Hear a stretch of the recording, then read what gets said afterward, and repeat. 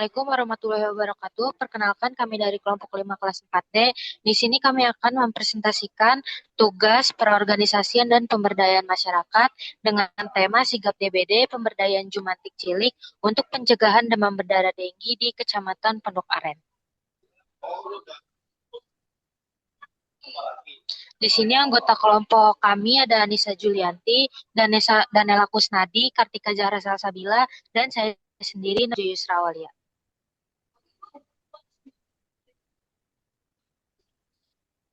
Di sini yang pertama adalah latar belakang. Demam berdarah denggi (DBD) merupakan penyakit akibat virus denggi yang ditularkan oleh nyamuk Aedes aegypti dan Aedes albopictus serta masih menjadi masalah kesehatan masyarakat di Indonesia.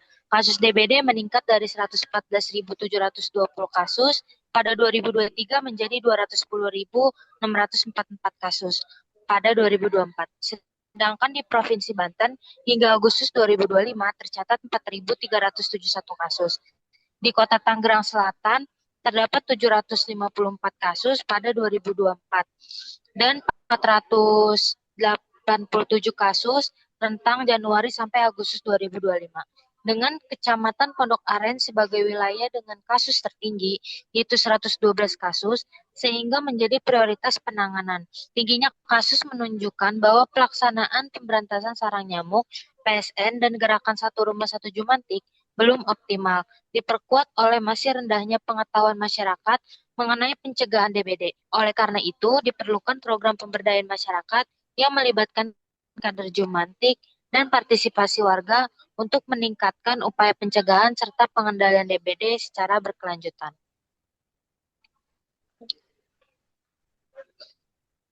Oke, baik. Selanjutnya di sini ada tujuan, yaitu tujuan umum itu menyusun rencana pengorganisasian dan pemberdayaan siswa sebagai jumantik cilik sekolah dalam upaya menurunkan risiko penularan DBD di Kecamatan Pondok Aren, Kota Tangerang Selatan melalui pendekatan partisipatif berbasis sekolah. Kemudian terdapat tujuan khusus. Yang pertama itu mengidentifikasi agar penyebab tingginya kasus DBD di Kecamatan Pondok Aren melalui analisis data sekunder dan observasi lapangan sekolah sasaran yang dilaksanakan pada masa penyusunan proposal.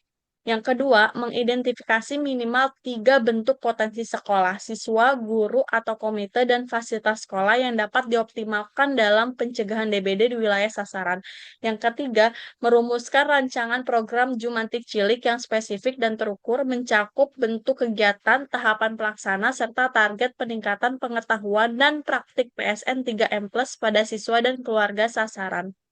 Yang keempat, menetapkan indikator keberhasilan program secara terukur atau presentasi peningkatan pengetahuan siswa berdasarkan pretest dan posttest serta penurunan angka bebas jentik sebagai dasar monitoring dan evaluasi penurunan angka bebas jentik sebagai dasar monitoring dan evaluasi pelaksanaan program. Next.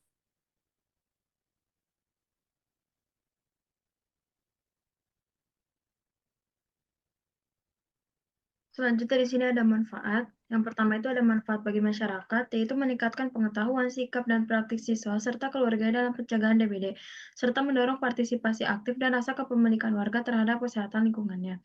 Selanjutnya ada manfaat bagi instansi kesehatan atau pemerintah daerah, yaitu memberikan masukan rancangan program pemberdayaan berbasis sekolah sebagai pelengkap program PSN dan gerakan satu rumah satu jumantik yang telah berjalan, khususnya untuk menjangkau segmen anak usia sekolah sebagai agen perubahan. Nah, di sini ada manfaat bagi institusi ada pendidikan. Yang pertama itu menjadi referensi akademik mengenai penerapan teori pengorganisasian dan pemberdayaan masyarakat dalam konteks sekolah untuk isu kesehatan penyakit tular vektor, serta mengintegrasikan pendidikan kesehatan lingkungan ke dalam budaya sekolah. Nah, yang kedua itu ada menjadi sarana penerapan ilmu pengorganisasian dan pemberdayaan masyarakat yang telah dipelajari, serta melatih kemampuan analisis situasi dan perencanaan intervensi kesehatan berbasis data, partisipasi, dan pendekatan sekolah.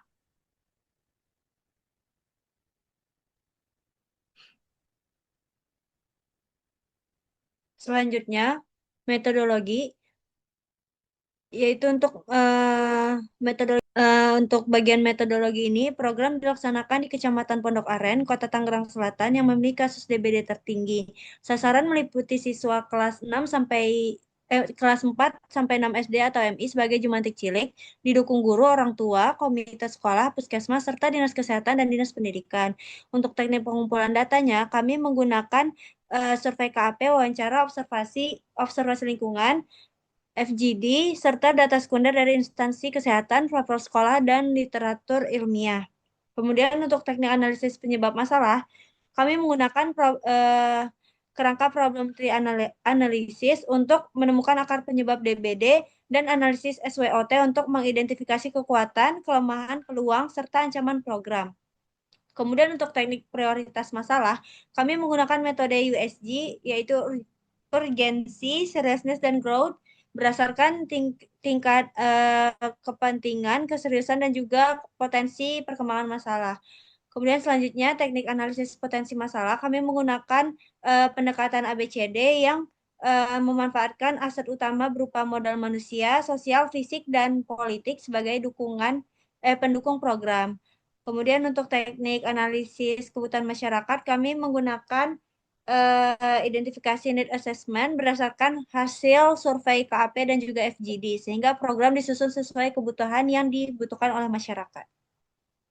Oke, kemudian di sini ada metode penentuan rancangan program pemberdayaan. Yang pertama itu dasar penentuan program, di mana program disusun berdasarkan hasil analisis situasi, penentuan prioritas masalah menggunakan metode USG, serta pemetaan potensi masyarakat melalui pendekatan ABCD.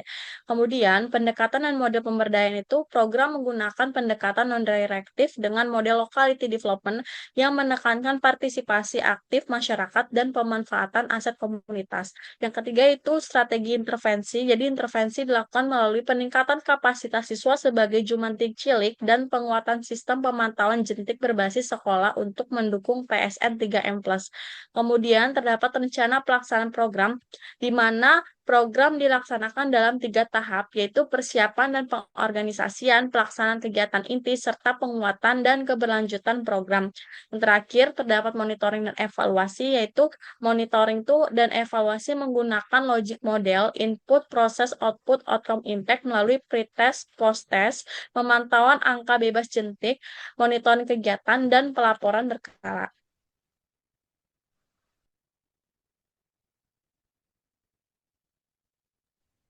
Oke, selanjutnya di sini ada hasil dan pembahasan.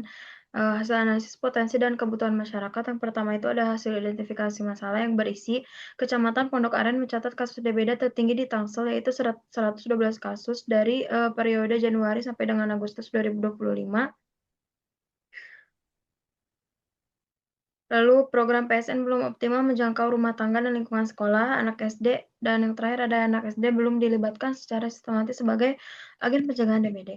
Nah, yang berikutnya itu ada hasil analisis penyebab yang berisi, yang penyebab utamanya itu tingginya jentik nyamuk, minimnya praktik PSM 3M+, dan anggapan keliru bahwa fogging saja sudah cukup. Nah, selanjutnya ada analisis SWOT, itu kekuatan ada pada dukungan sekolah, peluang pada aktifnya paguyuban orang tua, kelemahan pada kapasitas teknis guru, dan ancaman pada tingginya mobilitas warga. Selanjutnya ada hasil penentuan prioritas masalah yang menggunakan metode USG. Yang pertama itu ada DBD mendapat skor tertinggi, yaitu urgensi sebesar 5, seriousness sebesar 5, dan growth sebesar 4. Selanjutnya ada berdampak buruk pada produktivitas belajar, kesehatan, dan ekonomi keluarga. Jadi kesimpulannya itu DBD ditetapkan sebagai masalah kesehatan prioritas utama. Nah, berikutnya ada hasil analisis potensi masyarakat yang menggunakan pendekatan ABCD. Yang pertama itu ada modal manusia, yaitu siswa SD sebagai jumantik cilik dan guru UKS sebagai pendamping, dan selanjutnya ada modal sosial, yaitu jaringan kuat, komite sekolah, dan paguyuban orang tua. Selanjutnya ada modal fisik, yaitu pemanfaatan fasilitas sekolah seperti ruang kelas UKS tanpa biaya sewa. Yang terakhir ada modal politik, yaitu dukungan kebijakan dari Pemkot, Puskesmas, Dinkes, dan Disdik. Yang terakhir itu ada hasil analisis kebutuhan masyarakat. Kebutuhan satu itu ada edukasi pencegahan DBD berbasis sekolah untuk meluruskan miskonsepsi orang tua dan siswa. Lalu yang kebutuhan dua itu adalah penguatan sistem pencegahan partisipatif melalui pembentukan tim jumantik cilik yang terstruktur.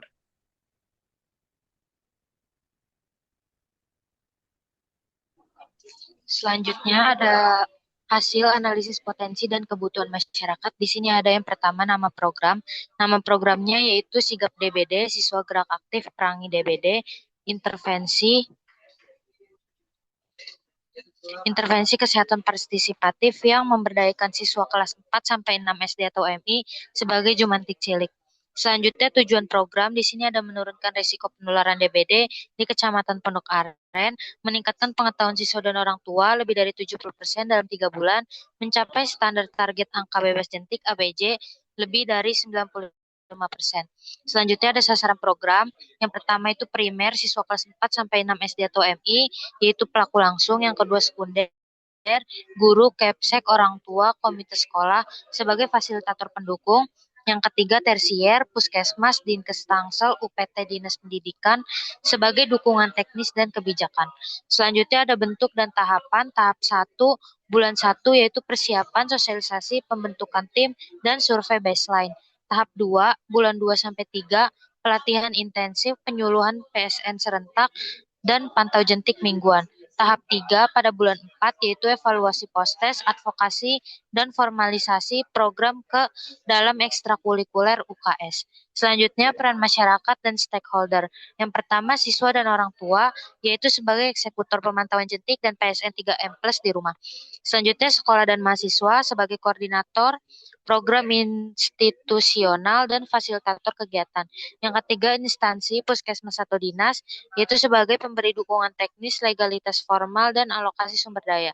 Yang terakhir, indikator keberhasilan.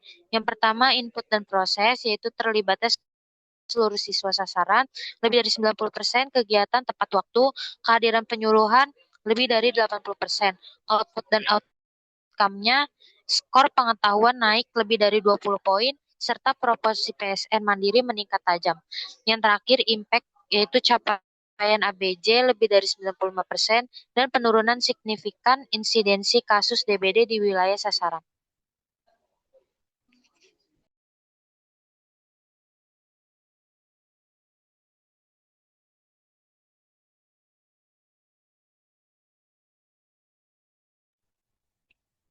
Sebagai penutup, tingginya kasus DBD di Kecamatan Pondok Aren menunjukkan perlunya upaya pencegahan yang lebih partisipatif melalui peningkatan praktik PSN 3M+, edukasi masyarakat, dan juga pemberdayaan berbasis sekolah. Program Sigap DBD dirancang dengan memberdayakan siswa kelas 4 sampai 6 SD atau MI sebagai jumantik cilik melalui pendekatan locality development dan ABCD dengan dukungan guru, orang tua, puskesmas, serta dinas pendidikan. Program ini diharapkan dapat meningkatkan pengetahuan pencegahan DBD pada siswa dan orang tua hingga lebih dari 70%, mencapai angka bebas jentik lebih dari 95%, serta mengintegrasikan jumantik cilik ke dalam kegiatan rutin UKS sehingga pencegahan DBD dapat berjalan secara berkelanjutan.